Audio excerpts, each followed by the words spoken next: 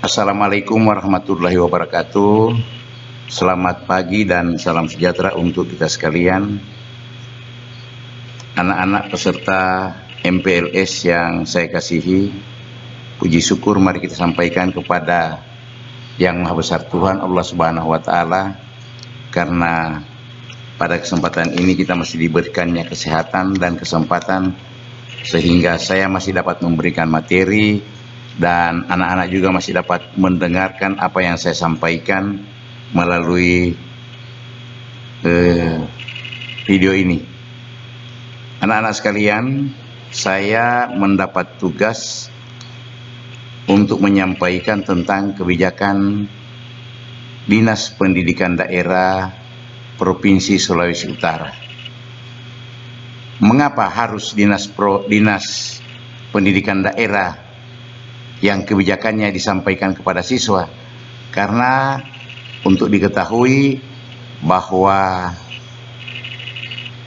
pengurusan SMA itu adalah merupakan kewenangan provinsi, bukan lagi kewenangan kabupaten sejak dari 2017. Oleh karena itu, kebijakan yang perlu saya sampaikan adalah kebijakan Dinas Pendidikan Daerah Provinsi Sulawesi Utara dalam pelaksanaan penerimaan murid baru dan PLS. Anak-anak sekalian, sebagai pedoman kita dalam melakukan PPDB secara online itu didasarkan pada keputusan Menteri Pendidikan dan Kebudayaan nomor 44 tahun 2009, di mana di situ sudah disiapkan apa yang harus dilakukan oleh sekolah dalam pelaksanaan penerimaan peserta didik baru untuk tahun 2020-2021. Berdasarkan Kepmen tersebut, itu sudah diatur ada 4 jalur cara penerimaan peserta didik baru untuk tingkat SMA. Yang pertama melalui jalur zonasi. Jalur zonasi ini itu diambil anak didik yang dekat dengan sekolah yang dituju. Jadi misalnya zonasi tempat tinggal anak-anak di Inobonto, maka itu lebih memungkinkan untuk masuk pada SMA Negeri 1 Bolaang, karena antara desa Inobonto dan SMA 1 Bolaang itu hanya berjarak 1 kilo, apalagi dengan desa Inobonto 2 lebih dekat. Kemudian ada jalur prestasi. Jalur prestasi ini diambil dari prestasi anak didik, baik prestasi kurikuler maupun kokurikuler. Jadi ada prestasi-prestasi Anda yang berasal dari tingkat kabupaten atau tingkat provinsi atau tingkat nasional, piagamnya itu yang akan dinilai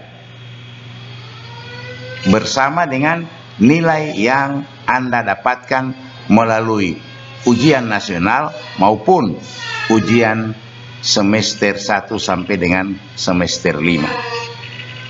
Jadi siapa yang paling tinggi dan paling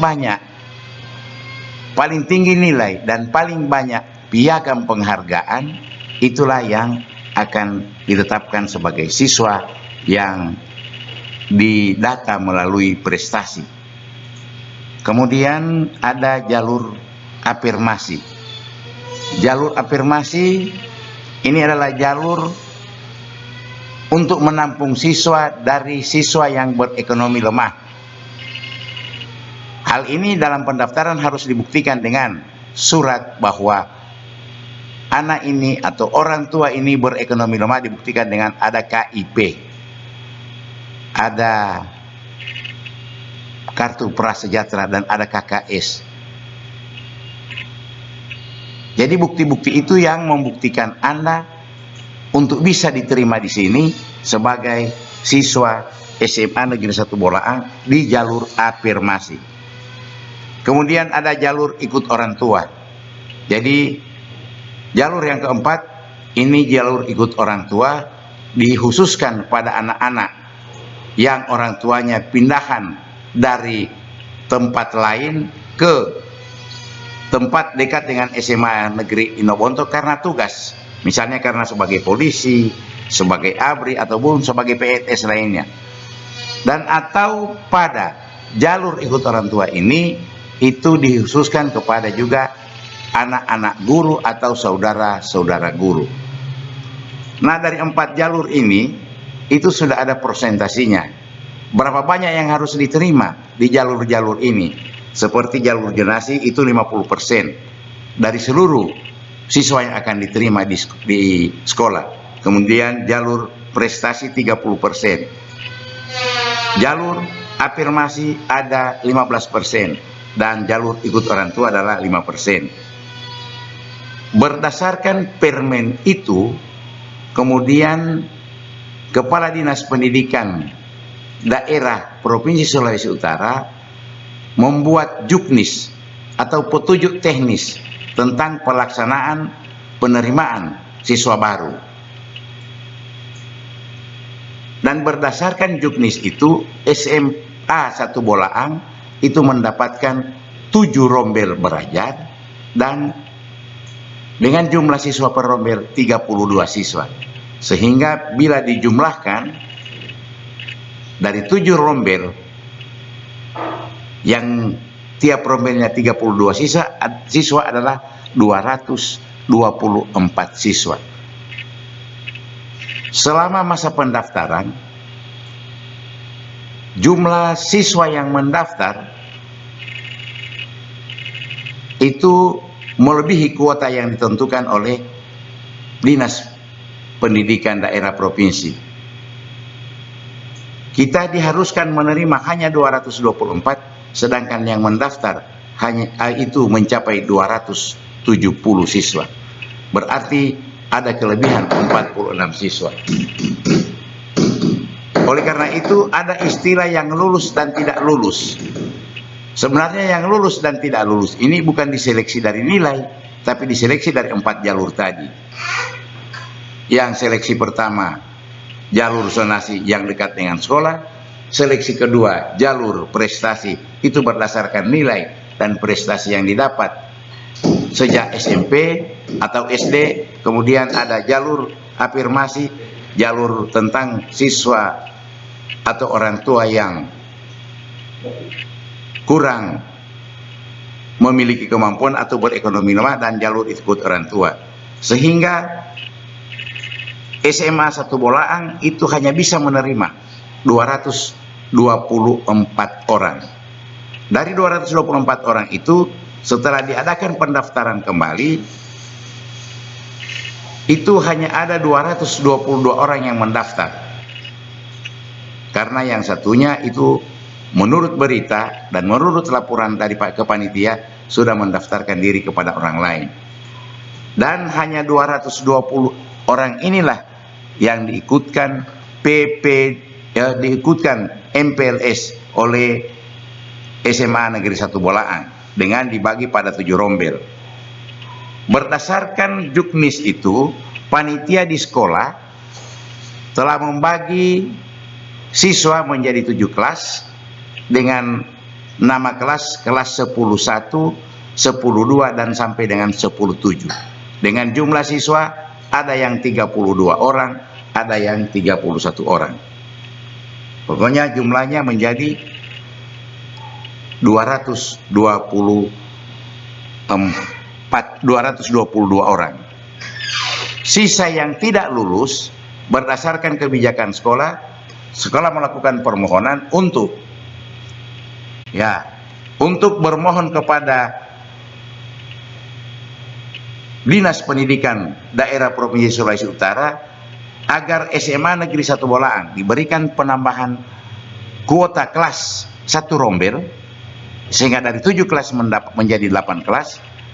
Kuota jumlah siswa per rombel dari 32 menjadi 36, sehingga diperkirakan seluruh siswa yang mendaftar dan sudah yang mengikuti PPDB maupun yang belum MPLS maupun yang belum mengikuti MPLS itu bisa ditampung dan diterima sebagai siswa SMA Negeri 1 Bolaan.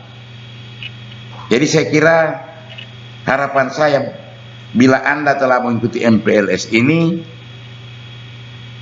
Anda sudah menjadi siswa SMA Negeri 1 Bolaan setelah orang tua siswa menyerahkan kamu semua kepada sekolah. Dan nanti pada saatnya kita dan saya akan sampaikan kapan kita akan melakukan penyerahan siswa baru ke sekolah. Selanjutnya anak-anak sekalian, dalam penentuan atau penjurusan itu kita menunggu jadwal untuk pelaksanaan psikotes. Sebab Anda tidak seperti siswa tahun-tahun yang lalu, hanya didasarkan pada nilai mata pelajaran IPA atau nilai pelajaran IPS, kemudian langsung ditentukan menjadi langsung masuk jurusan pada jurusan IPA atau IPS, juga dengan bahasa. Tetapi kita untuk penjurusan ini kita menunggu pelaksanaan psikotes yang dilakukan oleh pihak ketiga ini dengan dana 150.000 per siswa, tetapi itu nanti akan dimasukkan pada dana BOS. Saya kira itulah beberapa hal yang saya boleh sampaikan, dan atas perhatian kalian semua saya sampaikan terima kasih. Selamat mengikuti MPLS, semoga Anda semua boleh sukses. Terima kasih. Wassalamualaikum warahmatullahi wabarakatuh.